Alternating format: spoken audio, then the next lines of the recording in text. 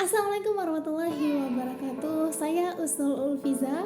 Bila teman-teman, kali ini saya akan membagikan sharing terkait tentang negosiasi.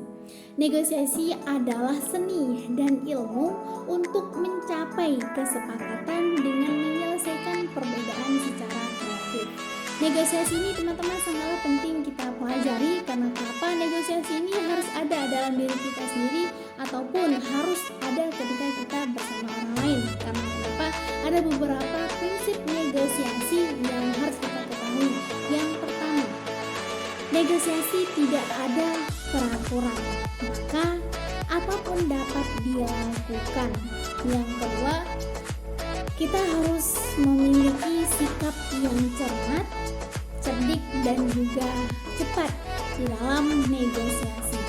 Yang ketiga, kita juga harus memiliki sifat tegas, ramah, dan juga sopan.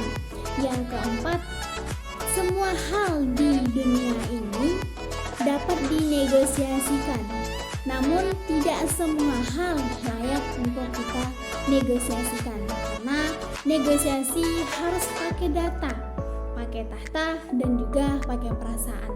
Poin yang kelima, dalam negosiasi jangan mudah berkata untuk menjawab tidak.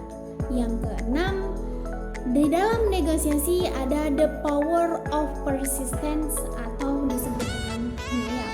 Itu merupakan beberapa prinsip di dalam negosiasi. Untuk selanjutnya yang perlu kita perhatikan di dalam negosiasi, yang pertama power atau kekuatan yang meliputi waktu, lokasi, kompetisi, keterampilan, legitimasi, resiko, dan juga informasi dalam negosiasi.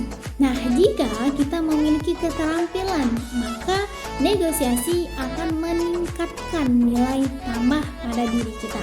Yang kedua, resiko. Kita harus berani mengambil resiko agar menambah power atau kekuatan dalam diri kita. Selain dua poin tersebut, ada juga hal-hal lain yang perlu kita perhatikan dalam negosiasi. Yang pertama, jangan pernah katakan iya pada penawaran pertama. Yang kedua, hindari negosiasi yang konfrontatif. Yang ketiga, reluctant buyer dan juga reluctant seller. Yang keempat, mintalah trade off. Yang kelima, menarik kembali penawaran. Itu merupakan beberapa poin penting yang juga harus kita perhatikan di dalam negosiasi. Untuk yang selanjutnya ada beberapa poin penting yang harus kita perhatikan di dalam negosiasi. Yang pertama, menghindari pemikiran. Yang kedua, komunikasi dan berbagi informasi. Yang ketiga, mencari kesamaan kebutuhan. Yang keempat, eksploitasi, perbedaan penilaian. Yang kelima, menjaga hubungan. Yang keenam, mempertahankan hasil walau telah deal supaya lebih saling menguntungkan. Itu beberapa poin penting yang harus ada dalam negosiasi.